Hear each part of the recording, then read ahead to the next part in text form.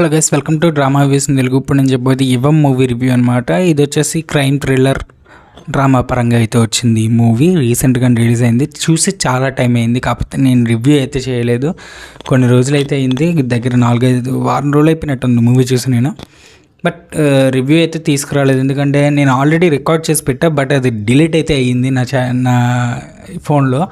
So అందువలన అయితే నేను మళ్ళీ రికార్డ్ చేసి మళ్ళీ రిలీజ్ చేద్దామని లేట్గా చూశాను అనమాట. అది అంటే డిలీట్ అయిందనే విషయమే నాకు గుర్తులేదనమాట. ఎందుకంటే అన్నీ ఒకేసారి డిలీట్ చేస్తేనేమో వాయిస్లు, దానివల్ల మొత్తం అన్నీ ఒకేసారి పోయాయి. ఇదే కాదు, ఇంకో 2-3 రివ్యూస్ కూడా ఒకేసారి ఎగిరిపోయాయి అనమాట. మళ్ళీ దాన్ని రీ రికార్డ్ చేయడానికి మళ్ళీ కొంచెం టైం పట్టింది. మళ్ళీ ఎడిటింగ్ ఇవన్నీ పనులు చేయడానికి కొంచెం టైం ఎక్కువ పట్టేసింది.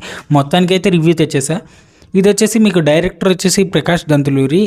అండ్ ఈ మూవీ యొక్క మెయిన్ ప్లాట్ ఏంటంటే, యోగేంద్ర అనే ఒక మెయిన్ విలన్ ఉంటాడు. వాడి పని ఏంటంటే టాలీవుడ్లో హీరోల పేర్లు చెప్పుకొని అమ్మాయిల్ని అక్కడికి డిన్నర్కి వెళ్ళడం, కొంతమందిని చంపేయడం, కొంతమందితో ఆడుకోవడం లాంటివి చేస్తాడు.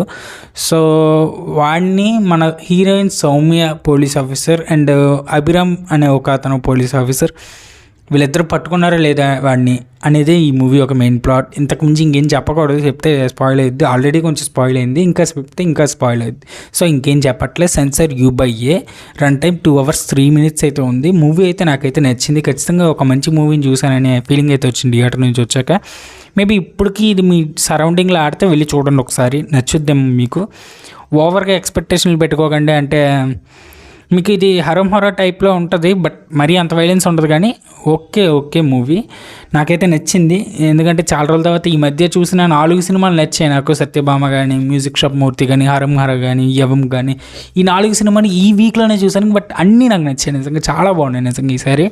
అందుకే రేటింగ్ కూడా మంచిగా ఇచ్చాను కదా, అన్నింటికి నిజంగా మంచిగా ఇచ్చాను రేటింగ్. అందుకే ఈ మూవీ యొక్క మెయిన్ క్యాస్ట్ వచ్చేసి చాందిని చౌదరి, అంశు రెడ్డి, కల్పిత, రమేష్, జయభరత్ రాజ్ లాంటి యాక్టర్స్ అయితే చేశారు. ఇందులో వాళ్ళకి ఇచ్చిన రోల్స్ వాళ్ళు బాగానే చేశారు. హీరోయిన్ బాగా చేసింది అండ్ హీరో కూడా బాగానే చేశాడు అభిరామ్ రోల్లో. బట్ ఇంకొంచెం పెంచాలనిపించింది యాక్టింగ్. అండ్ IMDb ఇచ్చిన రేటింగ్ ఎవరు పట్టించుకోరు, బట్ నేను చెప్తున్నానని చెప్పాలి కాబట్టి, అన్ని వీడియోల్లో చెప్పాను కాబట్టి ఇందులో కూడా చెప్తున్నాను అంతే.